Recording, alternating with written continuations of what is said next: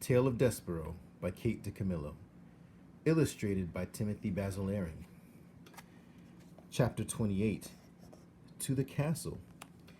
Years passed. Mig spent them scrubbing the kettle and tending the sheep and cleaning the hut and collecting innumerable, uncountable, extremely painful clouts to the ear.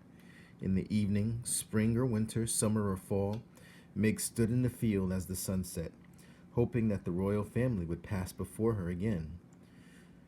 "Gor, I would like to see that little princess another time, wouldn't I? And her little pony, too, with his tippy-toed feet." This hope, this wish that she would see the princess again was lodged deep in Mig's heart.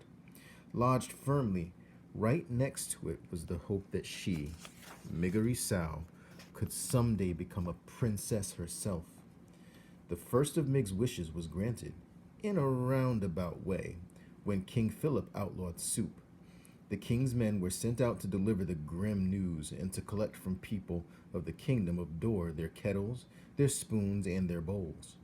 Reader, you know exactly how and why this law came to pass, so you would not be as surprised as Uncle was when one Sunday a soldier of the king knocked on the door of the hut that Mid and Uncle and the sheep shared and announced that soup was against the law.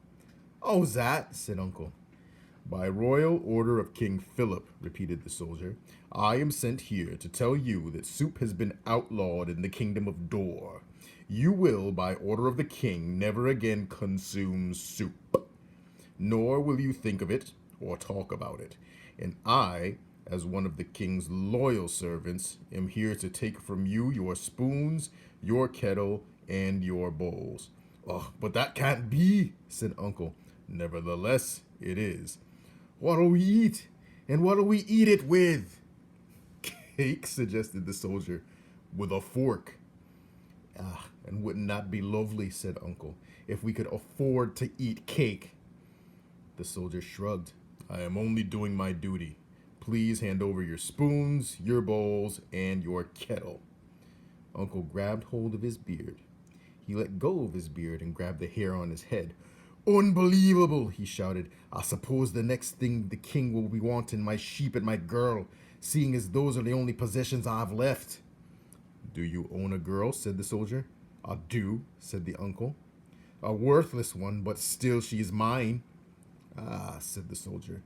"That, I am afraid, is against the law too. No human may own another in the kingdom of Dor."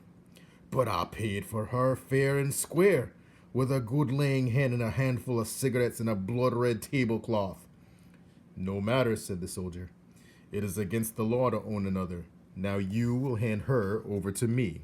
If you please, your spoons, your bowls, your kettle, and your girl. Or, if you choose not to hand over these things, then you will come with me to be imprisoned in the castle dungeon. Which will it be?" And that is how Miggery Sow came to be sitting in a wagon full of soup-related items next to a soldier of the king. "Do you have parents?" said the soldier. "I will return you to them." "Eh?" "Ma!" shouted the soldier. "Dead," said Mig. "Your pa?" shouted the soldier. "I ain't seen him since he sold me." "Right. I'll take you to the castle then." "Cool," said Mig, looking around the wagon in confusion. "You want me to paddle?"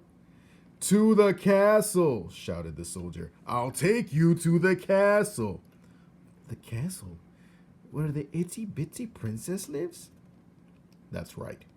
"Cool," said Mig. "I aim to be a princess too someday." "That's a fine dream," said the soldier. He clucked to the horse and tapped the reins, and they took off. "I'm happy to be going," said Mig, putting a hand up and gently touching one of her cauliflower ears. "Might just as well be happy seeing as it doesn't make a difference to anyone but you if you are or not," said the soldier. "We will take you to the castle, and they will set you up fine. You no longer will be a slave. You will be a paid servant." "Eh?" said Mig. "You will be a servant," shouted the soldier, "not a slave." "Gor," said Mig, satisfied. "A servant I will be, not a slave." She was 12 years old. Her mother was dead. Her father had sold her. Her uncle, who wasn't her uncle at all, had clouded her until she was almost deaf, and she wanted more than anything in the world to be a little princess, wearing a golden crown and riding a high-stepping white horse. Reader, do you think that it is a terrible thing to hope when there is really no reason to hope at all? Or is it, as the soldier said, about happiness? Something that you might just as well do, since in the end, it really makes no difference to anyone but you.